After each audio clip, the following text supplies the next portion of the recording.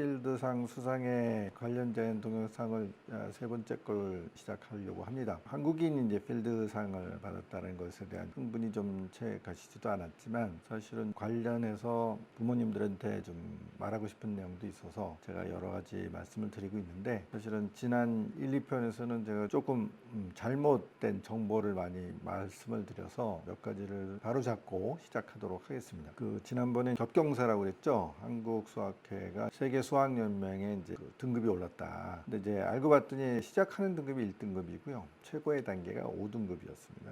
5등급이 되면 수학연맹에서 주요 이사회의 투표권이 4표가 생기고 이상이 올라간다는 것이고, 5등급 국가가 한 12개 국가, 그야말로 과학 선진국의 반열에 올랐다, 이런 것도 인정받는 이제 그런 것이 있었다, 그런 말씀을 드리고, 시상식이 상트페테르부르크가 아니고 이제 핀란드에서 진행되었다는 것, 그런 것도 제가 잘못 전달한 내용인 것 같고요. 그다음에 이중 국적자라고 알고 있었는데 허준희 박사가 지금은 이제 미국 국적을 가지고 있습니다. 그래서 과연 한국인이 받았느냐 이런 것에 대한 시비가 유튜브에 좀 돌아다니는 것 같긴 해요. 그렇긴 하지만 실제로는 지난번에 말씀드린 것처럼 워낙 필드상, 노벨상급의 과학자들을 예우할 수 있는 재정을 갖고 있는 대학이 미국이 아니면 좀 어렵기 때문에 실질적으로 당연히 이제 미국 대학에서 활동할 수밖에 없는 대부분의 이제 학자들이 그렇습니다. 물론 전통의 유럽의 대학들 중에는 당연히 근무하시는 분들이 있긴 하지만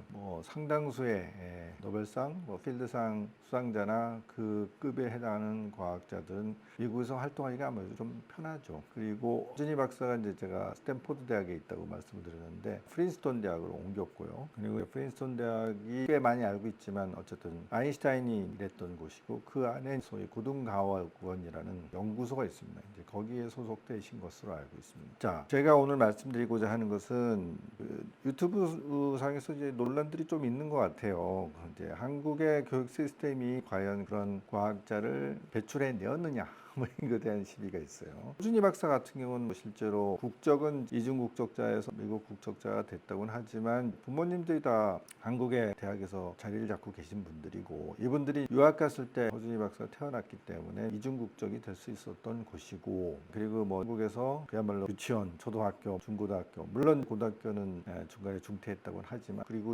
서울대학교, 그리고 석사 과정까지도 서울대학에서 마친 것으로 봐서 결국은 토종 한국인이다 라고 얘기하는 게 그렇게 무리한 얘기는 아닌 것 같습니다. 시민권이 그렇고 현직이 미국 대학에 있다고 하더라도 그렇기 때문에 이 사람은 한국 사람이 아니다라고 얘기하는 것이 글쎄 통계적으로 아니면 공식적으로 어떨지 모르지만 우리가 토종 한국 학자다라고 얘기하는데 전혀 무리가 없는 것 같습니다. 근데 문제는 늘 말씀드린 것처럼 이분이 과학고나 영재고를 나온 분이 아니에요.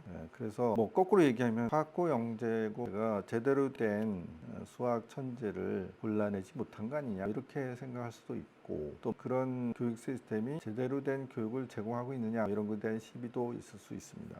근데 영재고는 사실은 역사가 아직은 짧기 때문에, 역사가 짧은 것만큼 그런 학교가 생겨났다는 것들이 알려지는 이런 것들이 있기 때문에 좀 어떤 의미에서는 영재고하고는 시기적으로 맞지 않는 그런 시대에 성장했던 학자라고 할 수 있는 부분도 있고, 근데 과학고는 있었을 거예요. 하지만 그렇다고 해서 우리가 그렇게 함부로 얘기할 수는 없다. 왜냐하면 이제 우리나라의 수학을 잘하는 친구들이 사실은 IMO에서 상당히 계속 좋은 성과를 내고 있습니다. 최근 열렸던 IMO 대회에서도 한국이 2위 정도 한 것 같아요. 그만큼 이제 금메달리스트가 많다는 얘기죠. 수학 올림피아드에서. 그리고 1위를 한 나라가 중국이긴 한데, 이제 중국은 코로나 때문에 다 온라인으로 대회에 참가를 했고 5명의 이제 국가대표 모두가 만점이 나온 걸로 돼 있어서 사실 조금 의혹을 제기하는 사람들도 있어요. 제대로 과연 관리가 됐느냐, 어떻게 5명의 학생들이 다 만점을 받을 수 있느냐, 이런 시비가 좀 있습니다. 그리고 과연 그러면 올림피아드의 성과가 바로 수학적인 업적과 연결되는 것이냐에 대한 시비도 있을 수 있어요. 그렇긴 하지만 실제로 이제 필드상 수상자들이 지난 한 10년, 20년 사이에는 IMO의 금메달리스트들이 많습니다. 그러니까 연관이 없다고 할 수도 없고, 그러면 지난 한 10여 년 사이에 한국의 그 학생들이 IMO에서 금메달을 상당히 많이 획득을 했기 때문에 그런 많은 이제 꿈나무들이 있다. 그렇게 얘기할 수도 있죠. 그리고 그런 아이들이 실제로 영재고나 과학고에서 공부를 하고 있는 경우도 많기 때문에 말하자면 지금 이제 어떤 영재 교육에 대한 한국의 투자라는 것들이 별로 시통치 못하다. 그렇게 함부로 얘기할 수 없는 부분이 있습니다. 제가 지난 동영상에서 말씀드린 것처럼 국가가 기초과학에 대한 투자를 우리나라 같은 경우는 한 10년, 15년 사이에 상당히 본격적으로 하고 있고 그런 기초과학에 대한 투자 같은 것 자체가 과학계의 한국의 위상을 올려주는데 상당한 효과가 있고 또 그런 그 효과가 나타나기 시작하는 어떤 그런 시기에 있기 때문에 그렇게 함부로 할 일은 아닌 것 같습니다. 자, 그럼에도 불구하고 우리 이들의 가족들이 부모님들이 좀 생각했으면 하는 내용들을 제가 몇 가지 말씀을 드린다면 일단은 그 필드상을 받는다든가 혹은 IMO에 가서 국제 수학 올림피아드 혹은 과학 올림피아드 이런 데 가서 이제 금메달을 받는 것 이제 그런 것들은 워낙 이제 탑 오브 탑 그냥 뭐 우리가 생각할 적에 아주 수학을 잘하는구나 그런 차원하고는 좀 사실은 다릅니다. 그야말로 필드상 같은 경우에 4년에 4명 정도밖에 수료를 못하고 국제 올림피아드 같은 경우에도 결국은 1년에 불과 몇십 명만이 전 세계에서 가장 우수한 수학에 관련된 우수한 친구들이 상을 받는 그런 것이기 때문에 그런 특별한 재능들은 만들어지는 것은 절대 아닌 것 같다. 혹은 우리가 열심히 학원을 보내서 그런 성과를 만들어낼 수 있는 것 같지는 않다. 그렇게 생각할 수 있습니다. 그럼에도 불구하고 그런 공부할 수 있는 인프라 이런 것들이 상당히 어느 정도는 이제 작동한다고 얘기할 수도 있고요.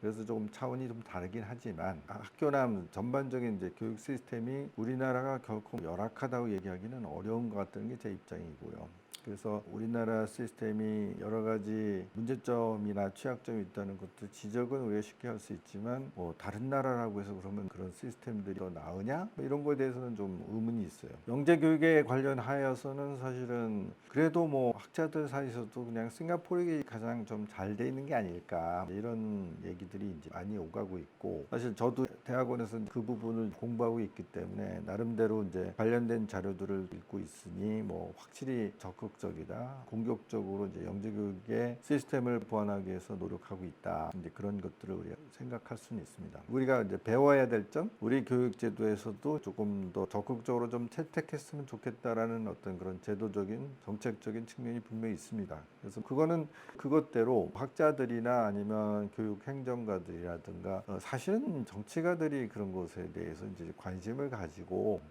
좋은 정책을 추진해 나가는 어떤 그런 모범을 보여야 되겠죠. 그런 이제 정치가들한테 학자들이 적절한 수준의 압력을 가할 수 있는 그런 이제 제도나 문화 같은 것도 필요하겠죠. 근데 전반적으로 봤을 때 우리나라 시스템이 결코 뒤처지는 시스템이다 이렇게 얘기하기는 어렵습니다. 자, 그럼에도 불구하고 또 우리 교육 제도와 정책과 문화 속에서 영재들이 고통스러워하는 것도 마찬가지입니다. 근데 제가 누누이 말씀드렸지만 우리나라만 그런 것은 절대로 아닙니다. 교육 선진국, 영재 교육 제도가 상당히 발달되는 싱가포르에조차도 실제로 많은 영재들이 고통을 느끼고 있고 그리고 상당히 많은 영재들의 잠재력이 개발되지 못하고 있는 것도 역시 마찬가지다. 그래서 결국은 문제 해결은 국가적인 정책적인 것들이 좋아졌으면 좋겠다라는 희망은 있지만 궁극적으로 결국은 이런 문제를 이제 절실하게 느끼고 있는 이제 부모님들이 같이 힘을 합쳐서 해결을 해 나가는 것이 맞는 것이고 그런 의미에서 허준희 박사의 필드상 수상이라는 것들도 우리가 조금은 영감을 얻을 수 있는